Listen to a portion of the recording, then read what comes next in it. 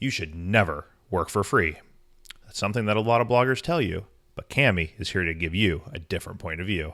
I want my foot in the door, and then I want to make that brand so dependent on my value that I bring them that they're going to end up in the next year, 2, 3 years, end up spending 10 times to 20 times more than they initially paid me.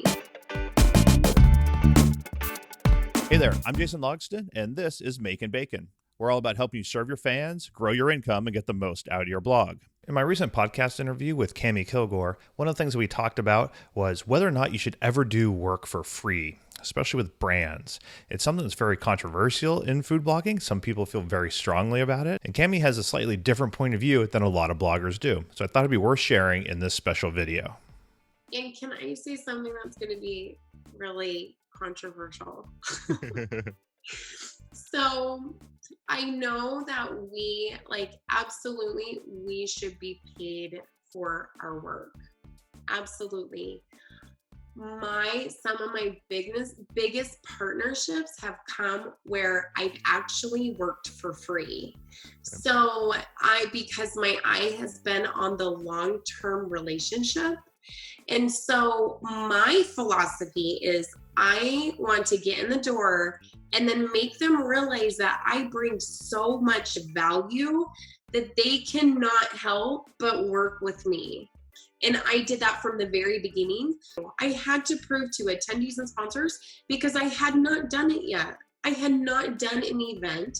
And so there was a lot of skepticism, but I knew in my heart that I was going to create something so awesomely full of value that they would become dependent on me. And that has been the case. I did have paying sponsors, so I don't want to negate, but I think sometimes we tie so much our value into money in our pocket. And I think we should do a little bit of separation.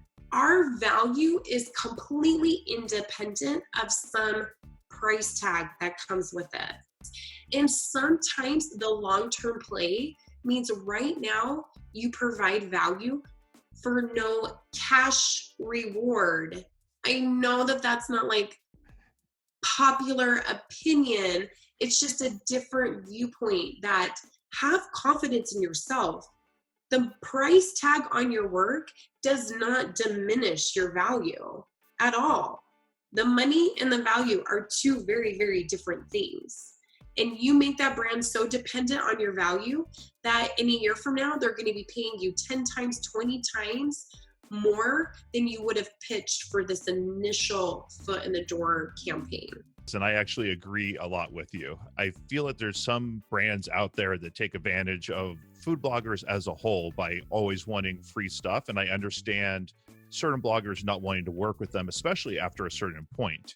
Yes. But there's a lot of stuff you can do with low effort to get in the door with places, like you're saying, to either pitch them, or earlier you were talking about going to these people and saying, okay, with these stats or this campaign that I ran in the past, here's how it fits with your goals.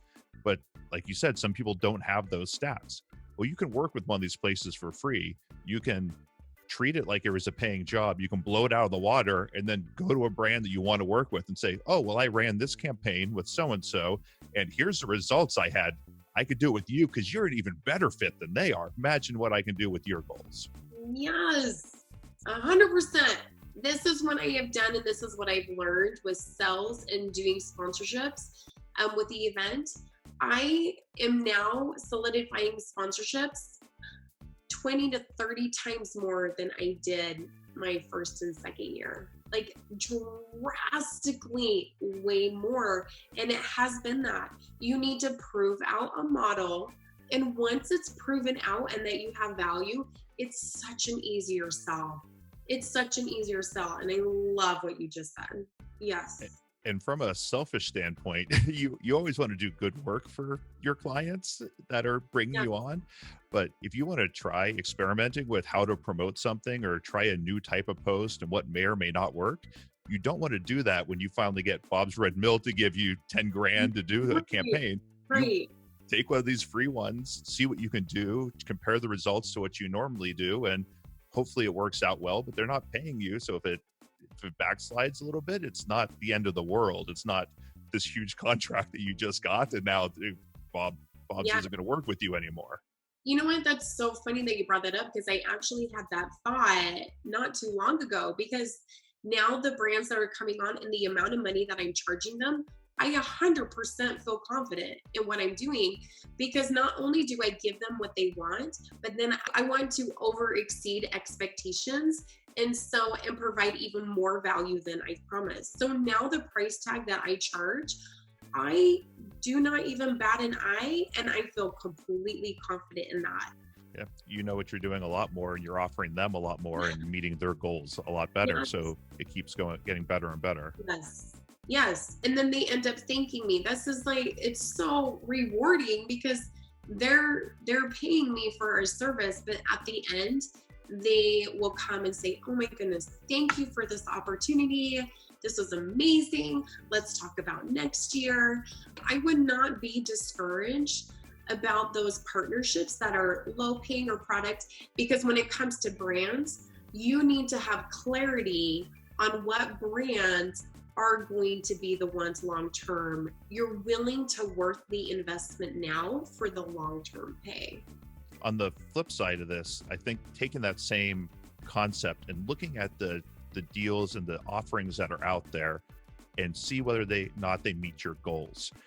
Like we're saying, a free one can very well meet the goals of what you're trying to do for this. And on the other side of that coin is there might be a brand out there that's willing to pay you 10 grand or 20 grand to do work for them that you're not personally aligned or your blog's not aligned with that brand, and taking on that deal, despite it being a lot of money, might not be what's best for you or for your blog. And so, like you said, your value and the money are very different things. And looking at that and saying, is this what I want? And is this getting me and my blog to the point where I want to go long term, regardless of the pay? Yes. I've had some opportunity come my way in the back end that would have been a decent payout at the moment, but my gut would not let me make that decision. It was not the right thing for my community and the people that I serve. And everything on paper looked great, but the only thing telling me it wasn't was my gut. And that's where, as entrepreneurs, you have to trust because we are forging something, we are creating something that does not exist in this world.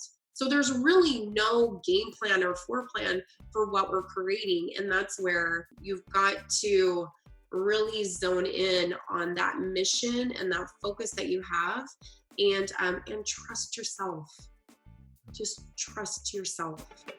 Working with brands can be very lucrative, but a lot of bloggers don't know how to go about it. So if you're interested in how you can really set yourself up to succeed with brands, check out this video. It goes into a lot of details about what you can do to really set yourself up to be successful with brands.